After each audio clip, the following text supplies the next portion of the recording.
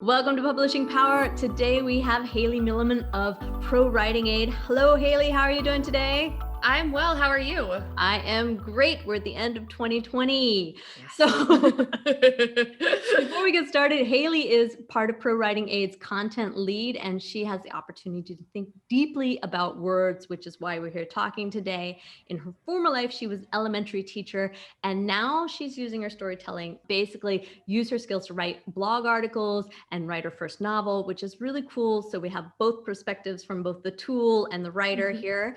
And we just want to welcome you all here today. We're going to be doing this monthly with our tools and techniques, and do want to remind you to subscribe. So Hayley, we are going to talk about locating and fixing hidden verbs today. Yes. I'm going to let you lead on this by telling us what are hidden verbs and how we can help our listeners out there. Okay, so hidden verbs are a common kind of writing mistake that a lot of writers make when they're trying to sound overly formal, or just when they're trying to sound, making their writing a little bit more complicated than it needs to be. This process is called nominalization, and it's basically when you take a verb, or what could stand as an action word, and turn it into a noun phrase. So let me give you an example.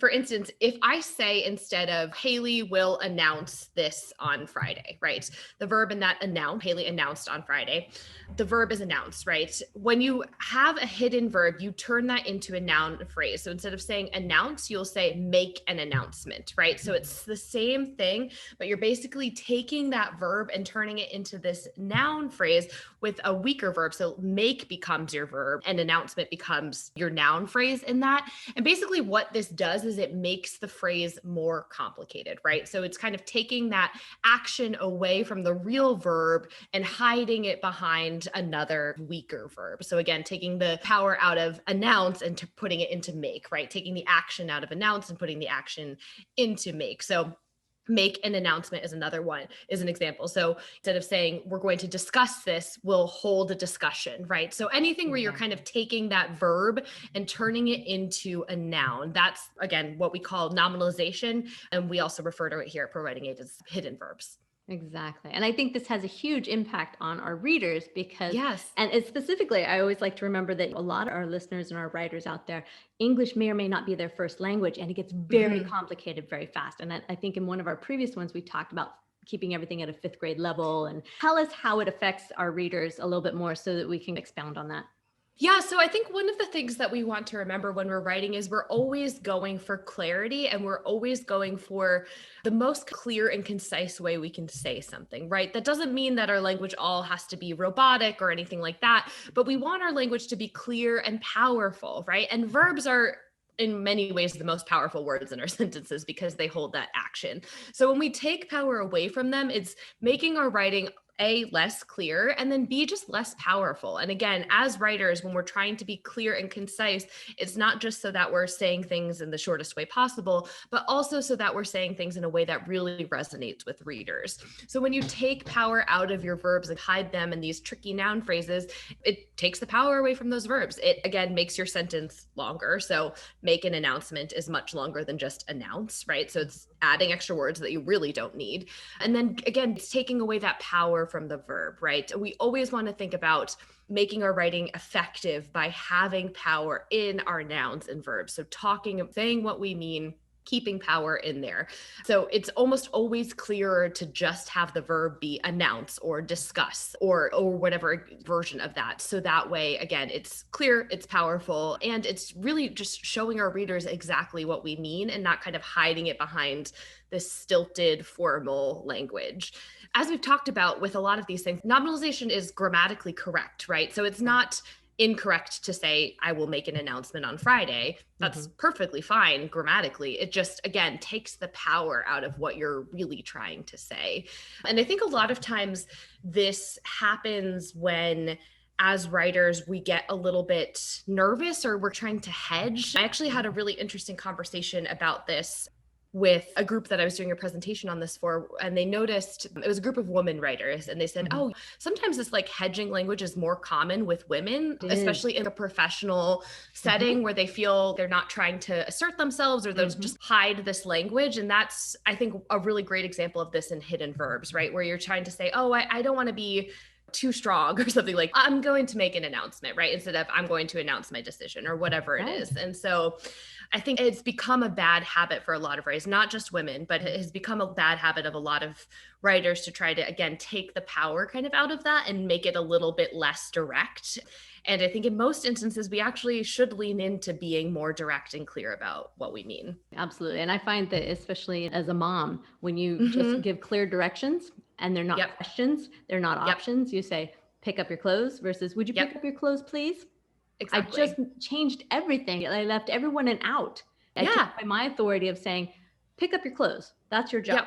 Pick up your clothes. So it's really important. And I think I've learned a lot through these different things, but language is the most powerful tool we have as human beings. And you need to not only use it within your own words, but in your writing is very strong because you don't get to follow up with a remark or a comment after when you've written something. It's done. It's out there and it's where it is. So how do we fix these hidden verbs? I know that we have the tool because that I love. I love changing it. I go blank. It just a little blue line comes up again. I'm like, okay. Yes, I did it again. I did it. Yeah. So in ProWritingAid, it's super simple. As JoEllen was saying, you can basically in the real-time checker, it'll come up as a style error and it'll just basically say, hey, did you mean to say decide instead of make a decision? Is this clearer and easier? Which is super nice. Again, I'm very guilty of doing this myself.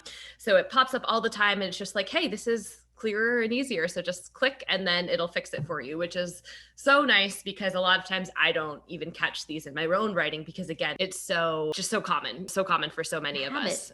Bad habit. Yeah, it's a really bad habit. So using ProWritingAid, tip number one, because it makes it really easy for you. But then if you find these in your writing, basically you want to look at that noun, right? So make a decision, make an announcement.